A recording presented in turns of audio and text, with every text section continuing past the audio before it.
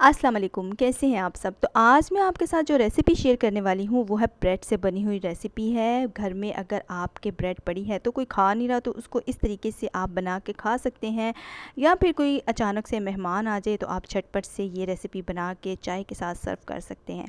तो चलते हैं अपनी रेसिपी की तरफ। तो रेसिपी में मैंने बेसन लिया है, उसमें रेड मिर्च पाउडर लिया है, धनिया पाउडर लिया है और साथ में मैंने हस्बे ज़रूरत नमक डाल के उसको अच्छे से मिक्स करके उसका एक अच्छा सा गाढ़ा सा पेस्ट बना लिया है। तो आलू मैंने बॉईल करके रखे हुए थे, उसमें भी घर के मसाले ऐड कर दिए हैं। तो उनको ऐड करके मैंने उनको अच्छे से मिक्स कर लिया है। मिक्स करने के बाद हम इसकी फिलिंग करेंगे जी ब्रेड के अंदर। तो इसको आप कोई भी शेप दे के ब्रेड को काट सकते हैं। तो ट्रायंगल की शक्ल दे सकते हैं, कुछ भी दे सकते हैं। तो मैंने कुछ इस तरह की शेप रखी हैं, और आप भी जो चाहे आपका दिल करे आप उसको शेप दे के उसको कटिंग करके आप उसको बना सकते हैं। अब हम करते हैं इसमें आलू और चीज़ की फिलिंग। तो आपके पास अगर चीज़ है तो आप इसमें इस्तेमाल कर सकते हैं, अगर नहीं है तो ज़रूरत नहीं है। ऐसे भी बहुत मज़े के बनेंगे। और जो अभी तक मुझे देख रही हैं, जिन्होंने मेरे चैनल को सब्सक्राइब नहीं किया, मेरे चैनल को सब्सक्राइब करें, बेल आइकन को प्रेस करें ताकि मेरी आने वाली वीडियो का नोटिफिकेशन आपको मिल सके।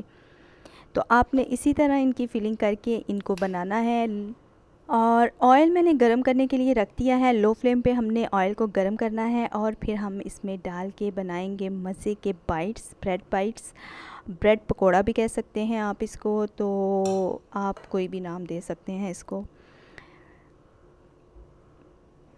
12 रबीउल अव्वल का महीना स्टार्ट हो गया है, तो आप सबको मेरी तरफ़ से 12 रबीउल अव्वल की बहुत बहुत मुबारक हो।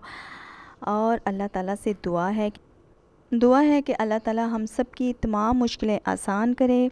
और इसी तरह फिर आपने इसके बाइट्स बना के, तो आपने इसको जो पेस्ट बनाया था हमने बेसन का, उसी बेसन के पेस्ट में हमने इसको डाल के और इसको लो फ्लेम पे पकाना है ताकि हमारे जो ब्रेड बाइट्स हैं अच्छे से पक जाएं। और आप देखें कितने मज़े के लग रहे हैं, कितने मज़े की बाइट्स लग रहे हैं। आप भी ज़रूर ट्राई करिएगा।